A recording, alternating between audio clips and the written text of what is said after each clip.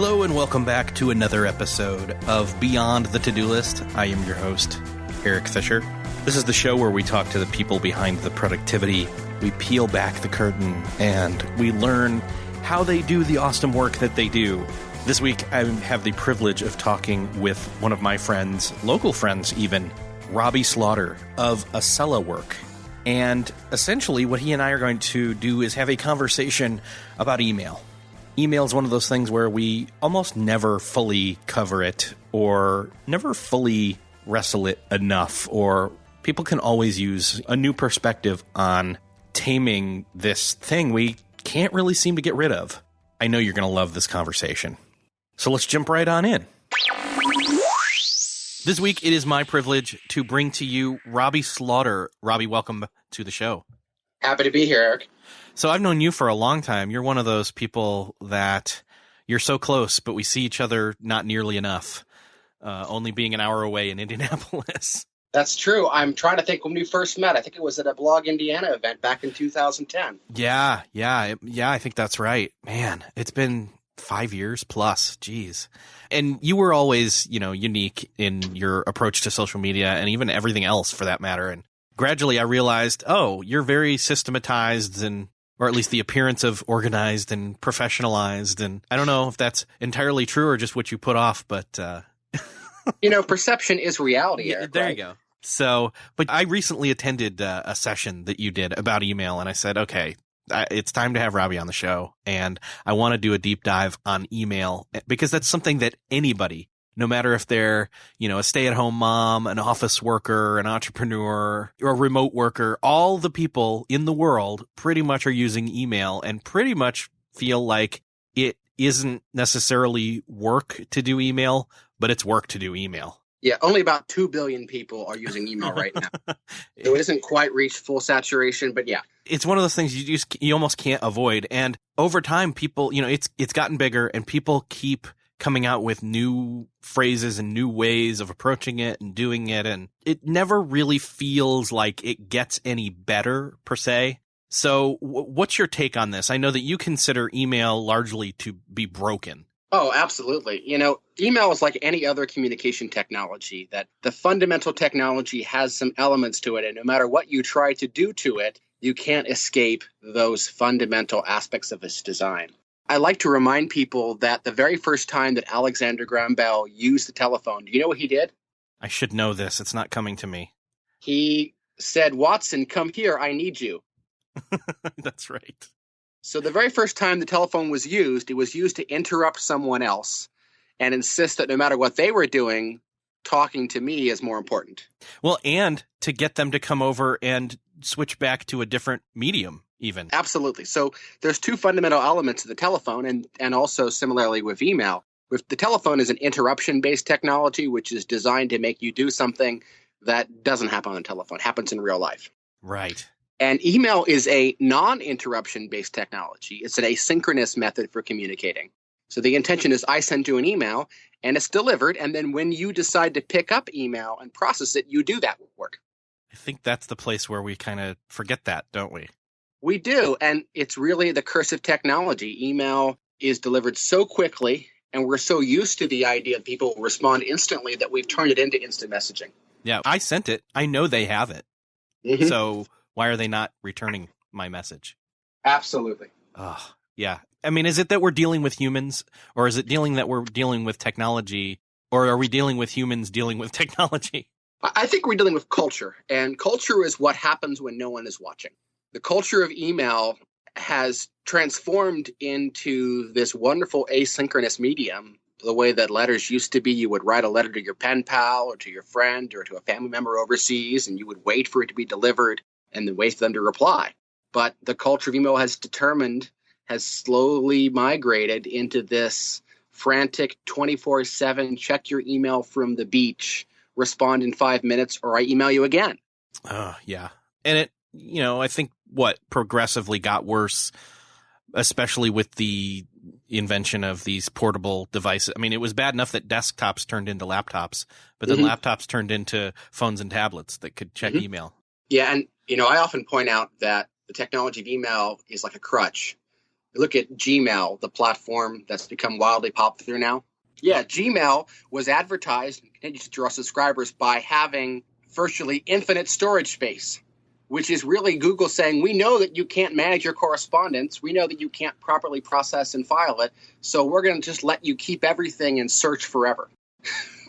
Which some people would say, but isn't that a good thing, that if I know that I don't need this email and I don't need to respond to it, I can just archive it and know that I have it? Well, that might be good if you wanted to have every record of every communication, but there's a big advantage in our society and our minds to not have records of communication.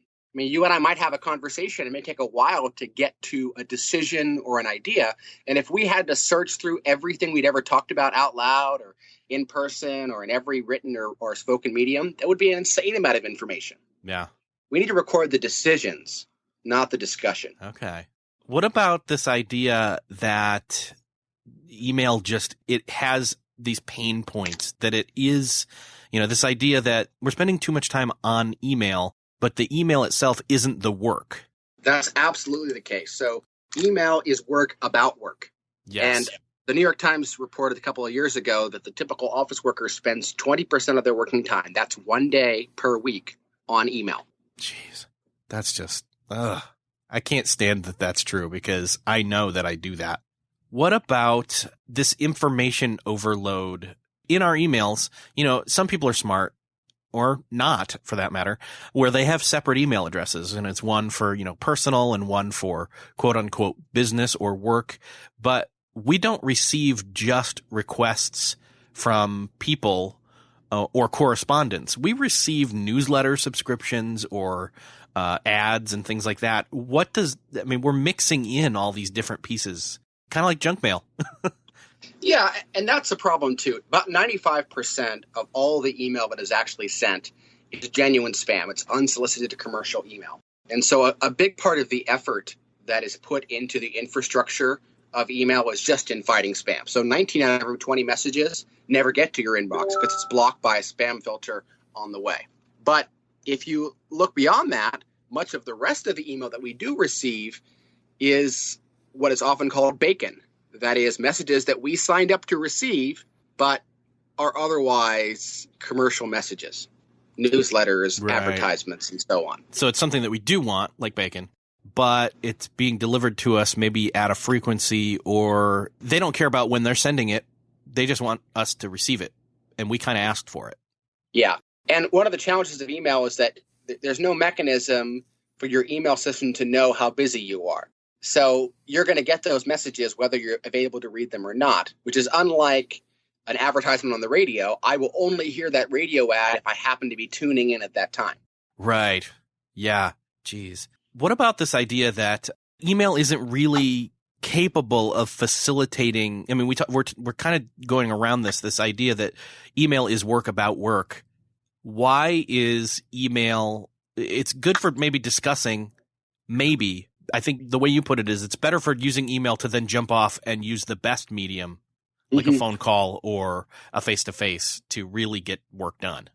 Yeah, a good rule of thumb is to use email for coordination, but not for communication. That's it. I mean, communication does happen through email, but only on the really lowest levels. Right. Well, we know that most communication between human beings is nonverbal. It's body language. And certainly you have no body language over email. And then the next level of communication, which is the second most significant, is tone, intonation, inflection. And you have none of that over email. All you have is words. And what's even worse about email is that we tend to use email to dash off quick and informal notes. How many times have you received the message that says, oops, this is my fault to my previous message where I forgot the attachment? Yeah. I'll say this. I probably have done that at least 3 or 4 times in a given week or month. And the reason that happens is because email is so easy to write that we just put it out quickly. And people write emails when they're angry, that when they're happy. Emails are full of information, which just is not a great way to communicate. Yeah. Well, do you think that it's that we have trained ourselves to get to that instant communication point, or at least the intention of communication, rather than to stop and think about what the best method of communication is, and then to maybe decide to use email as a coordination tool instead? Yeah, certainly we don't stop and think. But again, back to culture, we live in a culture of immediacy, that if you want something, you can get it right now. If I want to watch my favorite TV show, I don't have to wait for it to come on anymore. I can go and watch it immediately. And the same thing is true if I want to order virtually any product, I can have it delivered next day, sometimes the same day, to my home almost anywhere in the country. So we live in this culture of immediacy. And even though other people don't necessarily work for us to provide instant services, the computer is a place where we get everything else instantly, almost for free. Why shouldn't we be able to email people and get what we want instantly and for free? True. I think that there's also been a lot of different shortcut or, prescribed, here's how you deal with email and here's the magic bullet. I don't think you believe in that. Not at all. What are some of those magic bullets that you think are pretty much useless? Well, never check email in the morning is one. And it's compliment only check email in the morning. Right.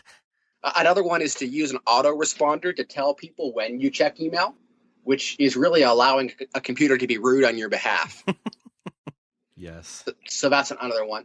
Another technique that I hear often is to put your entire message in the subject line of the email. Yeah, I don't see how that ever works because, again, that's like you're trying to tweet in the subject line of an email and have it contain everything they need to know. Right. So that one is tough. I've also heard people say that if you want someone to do something, you should send them a calendar request with the task to do. That's no, because I'm actually much more averse to saying yes to a calendar item than I am to responding to an email itself. Right. Jeez. So a lot of these quick techniques just don't make much sense. Yeah. Well, and even if we're aware of the problem within ourselves to have this immediacy, this quick, our part in the culture, I guess I should say, and we then recognize that we are emailing with the culture.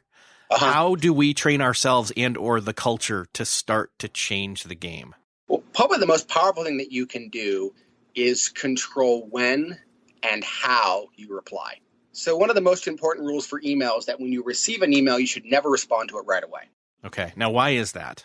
Because whenever you respond to an email immediately, you teach the other person to believe that you will always respond immediately. Gotcha. So it's if they see that you're every single time, even if it's not stated outright, it's subconsciously taken on their behalf. If they email and then you respond pretty much immediately every single time, they think you're always ready to be reached. That's right, which obviously isn't the case. Right.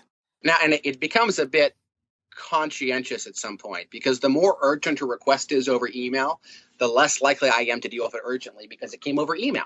Right. If you need me urgently, what should you do? Call. Right. Or if we work in the same office or we're next door to each other, come over and knock on my door and come talk to me. Yeah. And there's something valuable about synchronous communication, that the idea that we're talking at the same time, we're having this conversation at the same time. I know that you are devoting this half an hour to me and this topic, and I'm devoting this half an hour to you and this topic. So we're both concentrating. We're both investing equally at the same time. And if I've got to stop you and say, hey, Eric, I got this emergency, I need your help. Well, I'm investing my time to talk to you about it as well as asking for yours. But if I email you and say, hey, I need your help, I may be asking for something unequal because the work that you have to do might be more time. You might have to stop some other urgent project. There's just no equity in.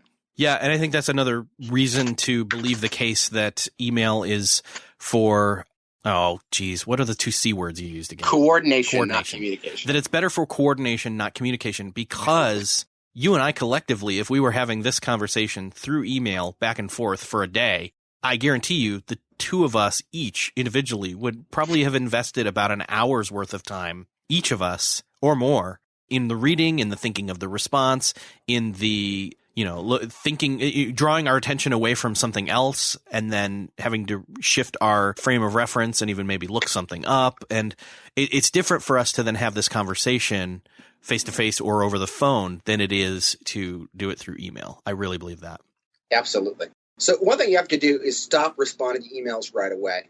And the second thing you have to do is to really think about how you're responding to emails, to treat them like genuine correspondence.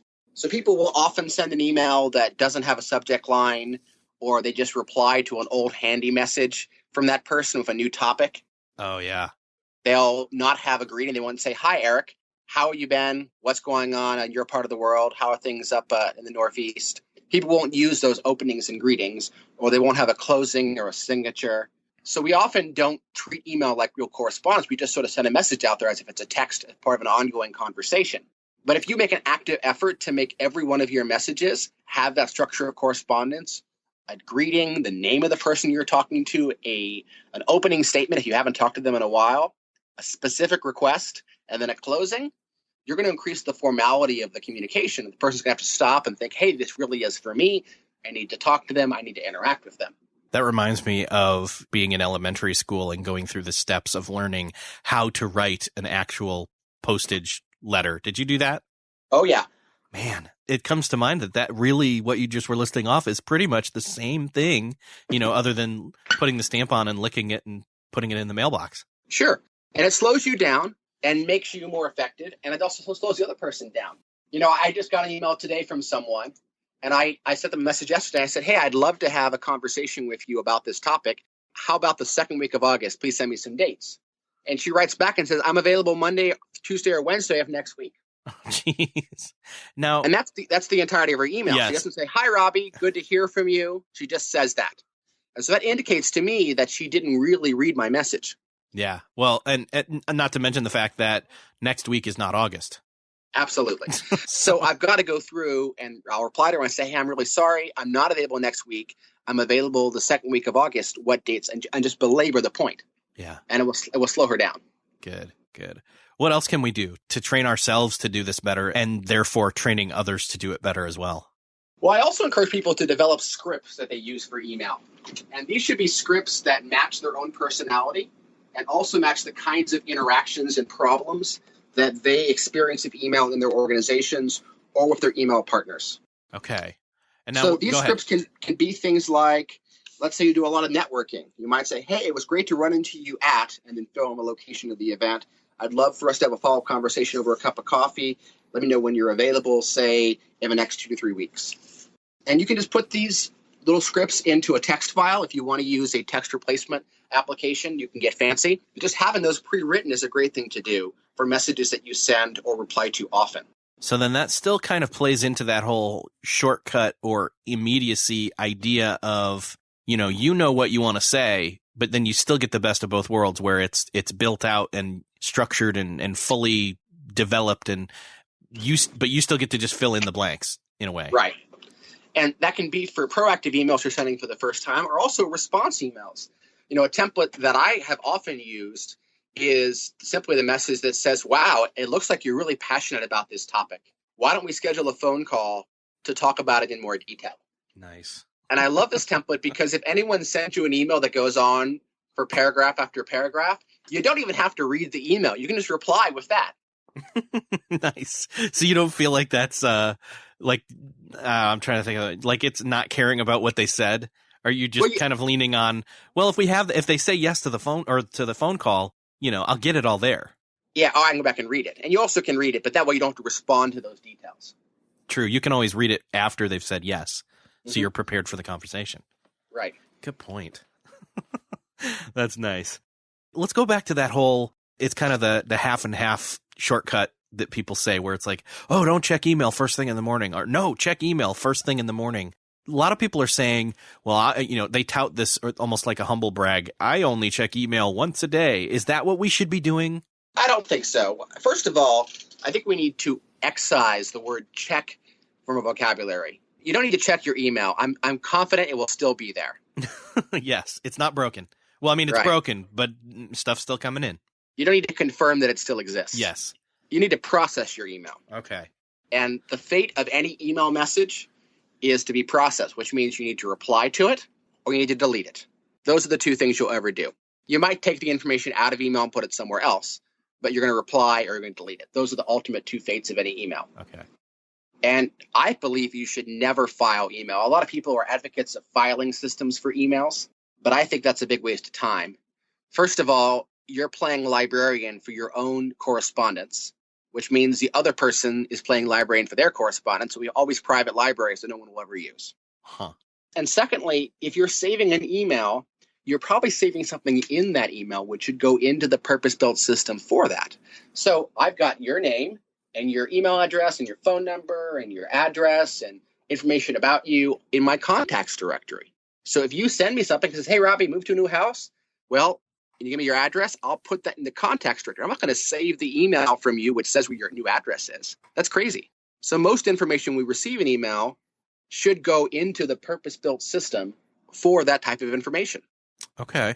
Yeah, that makes sense. Really, the only reason to ever save the text of an email is in case you need to prove you had that interaction later. Right. Which really, by the way, we shouldn't be doing very often because we shouldn't use correspondence defensively. Right. But if you do need to do that, your sent items folder is the ultimate record of everything you've ever said. True, because those don't necessarily go to trash, do they? No, they go to the sent items folder. And I would say that if you send me a request, let's say, hey, Robby, stop working on project A and start focusing on project B, and I'm concerned that you as my supervisor may come back later and say, hey, whatever happened to project A? Well, what I should do is I should respond and say, got it, Eric. I'm focused on project B now. Project A is off the table. And then later on, if you come back and complain to me that project A isn't making any progress, I can give you the email in which I confirm that you said you didn't want me to do it. Nice. And that's not necessarily defensively. That's more factual. Like, hey, I'm checking up to see. And you're like, well, the reason I switched priorities was you said this. And here you go. And I understand that you and I will feel it's factual, but to people who don't manage teams or projects well, it'll seem defensive. It'll seem emotional.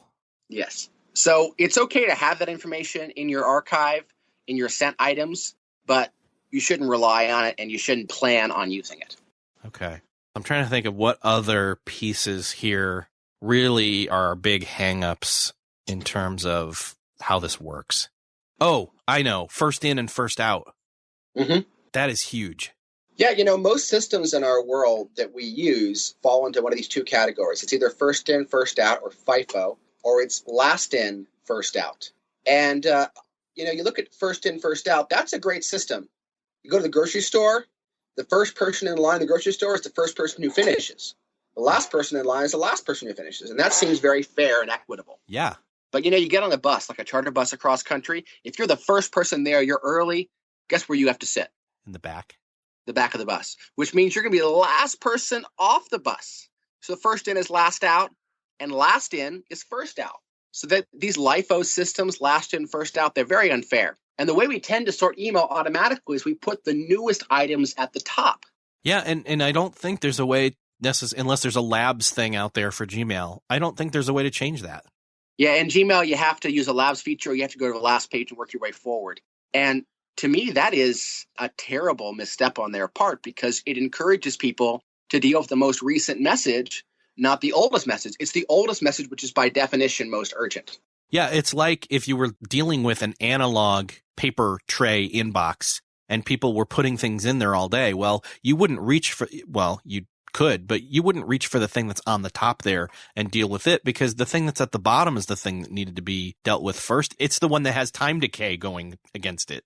Yeah, it's more urgent because it's been sitting around for longer. Yeah. So most email platforms, Microsoft Outlook, Apple's mail platform, and so on, those all allow you to sort your email to put the oldest on top. I know that there are some mobile device apps that will change that view. However, what's your opinion on dealing with email on a mobile device? I think the only thing you should do with email on a mobile device is delete emails that only require processing for you to read them. I think that's really the best use of your mobile device. So if you send me information that I want to read, but I don't need to reply that I got it, I think it's fine to do that on a mobile device. Okay. But having complex coordination is a bad idea because it's just hard to use those devices effectively. Yeah, I hear that. So when should we sit down and process? Is there a prescribed, do it 2 times a day, 3 times a day, or for how long? I find that about half an hour is a good period of time to process email, an hour at the most. But when you're processing email, you should use a feature of your email platform called the work offline feature. Now, this is interesting because most of us remember a time when internet access was periodic. You had to actually turn your computer on and then turn your modem on and dial in to the internet. Right. And then while you were not dialed in, you could still do stuff on your computer, but nothing would be sent or received. So most email platforms still have a feature which allows you to work offline, to download all the email, work on it, queue up all the messages to send, and then when you go online, they're sent and received. And this is analogous to how the actual physical USPS mailbox works at your house. You can put stuff in the mailbox anytime you want, but only once a day, 6 days a week, will someone come by to pick up that email, pick up that physical mail, and also drop off new mail for you. Yeah. And what this means is that while you're working in offline mode, you won't receive messages while you're processing messages. Right. So you can really process and get them done what needs to be done that's in there, process it through, but you don't have any new coming in at the same time. Absolutely. So you don't get distracted by the ding of a next message while you're working on the previous message. Which can feel like it's more urgent, which then can feel like it's more important. Yes, which isn't true at all. Right. And as far as the time of day, it's really more important to think about when your emails are sent, that is when during the course of the day, as well as how long has passed since they were sent to you and you were sending a reply. So if you are a night owl or you have kids and it's easier for you to work at 10 or 11 at night, it's perfectly fine for you to process email at that time. But I would encourage you to leave your computer in offline mode or use one of the scheduling tools to ensure your emails are not sent until your working hours the next day. Yeah. And why is that? I know why, but I'm asking you. Yeah, we don't want to communicate to other people that we're working hours that we don't want to be available to them. Because if your schedule happens to be that you're working at 11 p.m. at night one night and you send me an email at 11 p.m. and I happen to be working at 11 p.m. that same night and I respond, well, now I'm expecting that you're available to provide customer service to me at 11 p.m. at night. Yeah. And that's the last thing you want is they're sitting there in processing, whether they're doing good processing or quote unquote, just checking. You don't want to give them the impression that you are also live. Yeah, not at all. So instead, work on email whenever you like, but ensure that your emails are only actually sent during the work hours that you want to present to other people. Right. Man, this has been good stuff. I know that we're coming up on our time here. I know that you have a book out. How can people go and grab this and dive in deeper? Yeah, the book is called The Battle for Your Email Inbox, and it's available in print form on our website, efficientprofessional.com. Just click on the store link and they can order a print copy of the book, The Battle for Your Email Inbox, and it will shortly be on Amazon as a Kindle book as well for folks who prefer over Kindle.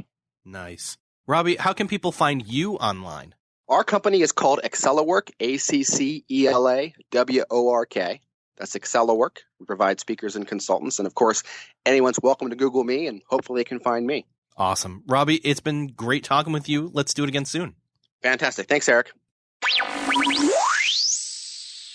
So what'd you think? Are you walking away from this show with a different perspective on your email? Let us know. Head over to the show notes for this episode at beyondthetodolist.com/111. And you can leave a comment. Let us know what you thought. How are you wrangling your email? Are you doing something cool and different? Or did you find something out in this show that is maybe changing your perspective and giving you a little bit more of an edge when it comes to not being overwhelmed by your email? Let me know. Let Robby know. Thanks again for listening. And I will see you next episode.